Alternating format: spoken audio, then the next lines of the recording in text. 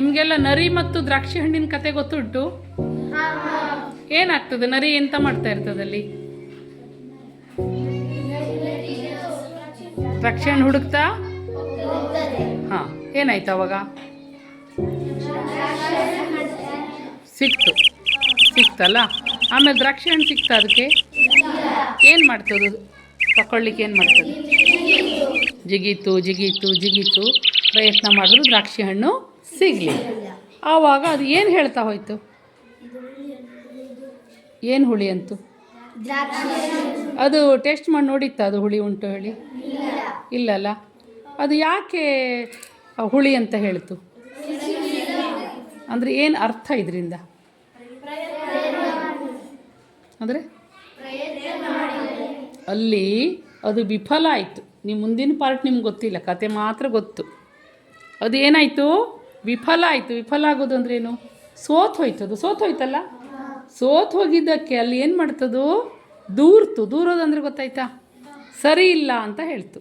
ಈಗ ನೀವು ಆಲೋಚನೆ ಮಾಡಿ, ನಿಮ್ಗೆ ಯಾರಾದರೂ ಸರಿ ಇಲ್ಲ ಅಂತ ಹೇಳ್ತಾರಲ್ಲ ನಿಮಗೆ, ಅಥವಾ ಕೆಲವೊಮ್ಮೆ ನೀವು ಅಡುಗೆ ಎಲ್ಲ ಮಾಡಿರ್ತಾರೆ ಅಮ್ಮ, ಅವಾಗ ಅದು ಸರಿ ಇಲ್ಲ ಅಂತ ಹೇಳ್ತೀರಿ ತಿನ್ನಬೇಕಾದ್ರೆ.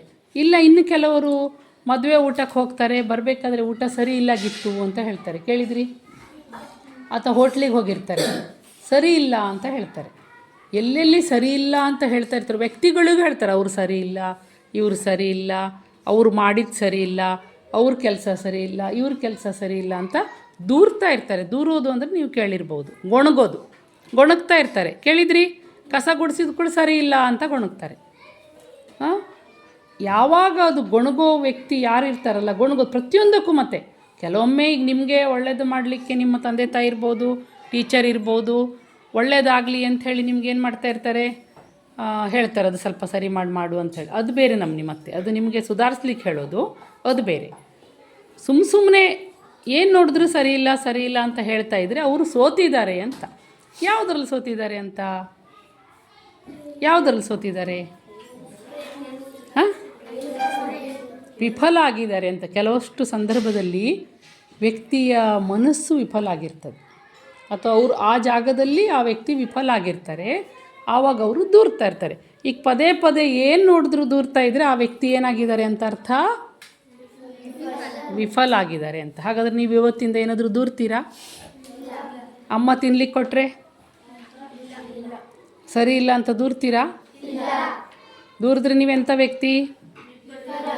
ಬೇಕಾದ್ರೆ ಹೇಳ್ಬೋದು, ಅಂದರೆ ಇದಕ್ಕೆ ಸ್ವಲ್ಪ ಉಪ್ಪು ಹಾಕಬೇಕಿತ್ತು ಅಂತ ಹಂಗೆ ಹೇಳ್ಬೋದು. ಬಿಟ್ಟರೆ ಅದು ಸರಿ ಇಲ್ಲಾಗಿತ್ತು ಅಂತ ಸಿಟ್ಟು ಮಾಡೋದು, ಅದನ್ನು ಬಿಟ್ಟು ಎದ್ದು ಹೋಗೋದು, ಆ ರೀತಿ ಯಾವತ್ತೂ ಮಾಡಬಾರ್ದು. ಆಮೇಲೆ ಏನಾದರೂ ಒಂದು ನೋಡಿದ ಕೂಡಲೇ, ಕೆಲವೊಮ್ಮೆ ಚಂದ ಇದ್ರೂ ಮನಸ್ಸು ಹೇಳ್ತಾ ಇರ್ತದೆ ಅದು ಸರಿ ಇದೆ ಅಂತ, ಆದರೆ ಹೊಟ್ಟೆಗಿಚ್ಚಿಂದ ಅದು ಸರಿ ಇಲ್ಲ ಅಂತ ಹೇಳ್ತಾರೆ. ಆವಾಗೂ ಕೂಡ ಆ ವ್ಯಕ್ತಿ ಏನಾಗಿದ್ದಾನೆ ಅಂತ? ವಿಫಲ ಆಗಿದ್ದಾನೆ ಅಂತ. ಬಾಯಿಂದ ಹೇಳ್ತಾರೆ ಸರಿ ಇಲ್ಲ ಅಂತ, ಆದರೆ ಮನಸ್ಸೇನು ಹೇಳ್ತಾ ಇರ್ತದೆ? ಸರಿ ಇದೆ ಅಂತ ಹೇಳ್ತಾ ಇರ್ತದೆ. ಆದರೂ ಅವ್ರಿಗೆ ಹೊಟ್ಟೆಗಿಚ್ಚು ಬಂತು. ಯಾರಿಗೆ ಹೊಟ್ಟೆಗಿಚ್ಚು ಬಂತು? ಅವರು ಋಣಾತ್ಮಕ ಭಾವನೆ ಅವ್ರ ತಲೆಯಲ್ಲಿ ಬಂತು ಅಂತ ಹೇಳಿ ಅರ್ಥ. ಹೌದಲ್ಲ? ಅರ್ಥ ಆಯ್ತು ನಾ ಹೇಳಿದ್ದು?